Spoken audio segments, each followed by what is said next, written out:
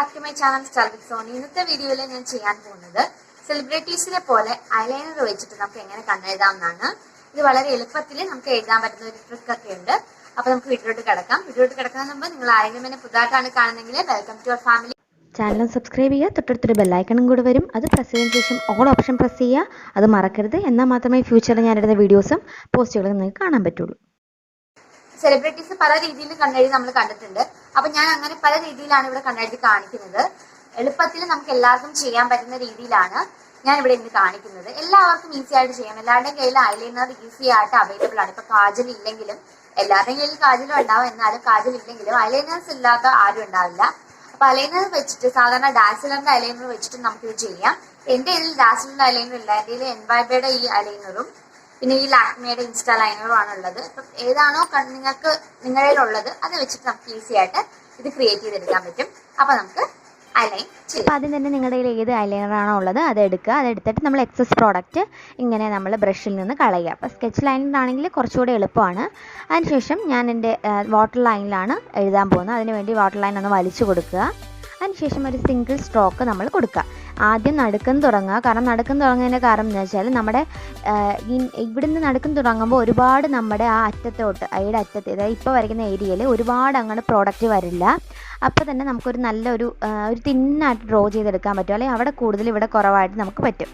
അപ്പോൾ ഇതാണ് first look എന്ന് പറയുന്നത്. കൂടുതൽ ആലിയ ഭട്ടൊക്കെ ഇങ്ങനത്തെ ലുക്കിൽ നമ്മൾ കാണാറുണ്ട്.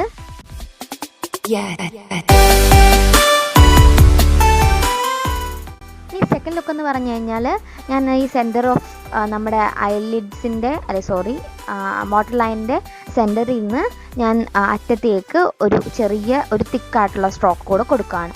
അപ്പോൾ എന്താ പറ്റുകയെന്ന് വെച്ചാൽ നമ്മുടെ കണ്ണിനെ ഒന്നും കൂടെ അത് ഉരുട്ടായിട്ട് നമുക്ക് കാണാൻ പറ്റും. നല്ല ഭംഗിയായിട്ട് നമ്മുടെ കണ്ണിരിക്കും. പ്രത്യേക ഒരു ഭംഗിയായിരിക്കും. അതായത് ഈ നമ്മുടെ ഇന്നർ കോർണറിൻ്റെ ഭാഗത്തായിട്ട് തീരെ കുഞ്ഞതും ഔട്ടർ കോർണറിൻ്റെ ഭാഗത്തായിട്ട് ഇത്തിരി നമ്മൾ കട്ടിയിൽ എഴുതുമ്പോൾ കണ്ടോ നല്ലൊരു പ്രത്യേക ഒരു അട്രാക്റ്റീവ് ഭംഗി ഉണ്ടാവും നമ്മുടെ കണ്ണിന്.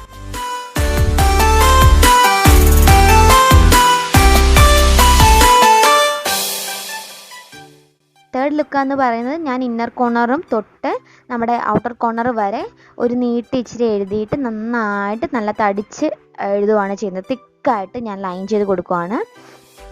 അങ്ങനെ ലൈൻ ചെയ്ത് കൊടുക്കുമ്പോൾ എപ്പോഴും ശ്രദ്ധിക്കുക, നമ്മുടെ താഴത്തൂടെ ലൈൻ ചെയ്യുമ്പോൾ നമ്മുടെ ലാഷസിൻ്റെ അടിയിൽ കൂടെ ലൈൻ ചെയ്യാൻ നോക്കുക. ലാഷസിൻ്റെ മുകളിൽ കൂടെ ലൈൻ ചെയ്യുവാണെങ്കിൽ നമുക്കിതുപോലെ എന്താ പറയുക ലൈനർ ആ ലാഷസിൽ പറ്റിപ്പിടിക്കാനുള്ള സാധ്യതയുണ്ട്. അപ്പോൾ ഞാനിപ്പോൾ എക്സസ് ആയിട്ടുള്ള ലാഷസിൽ നിന്ന് കളയുകയാണ്. നിങ്ങൾക്ക് വാട്ടർ ലൈനിൽ വേണമെങ്കിൽ വൈറ്റ് കളറിലെ ഐ പെൻസിലോ കാജലോ എഴുതി കൊടുത്താൽ പ്രത്യേക ഒരു ലുക്കും കൂടെ നിങ്ങൾക്ക് ക്രിയേറ്റ് ചെയ്തെടുക്കാൻ പറ്റും.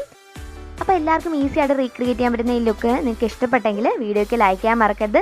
സജഷൻസ് ഉണ്ടെങ്കിൽ താഴത്ത് കമൻറ്റ് ചെയ്യുക. ഇഷ്ടപ്പെട്ടെങ്കിൽ ഫ്രണ്ട്സുമായിട്ട് ഫാമിലിയോട് ഷെയർ ചെയ്യാൻ മറക്കരുത്. സബ്സ്ക്രൈബും ചെയ്യണം. അപ്പോൾ നെക്സ്റ്റ് വീഡിയോയിൽ കാണാം. Children take care and bye bye.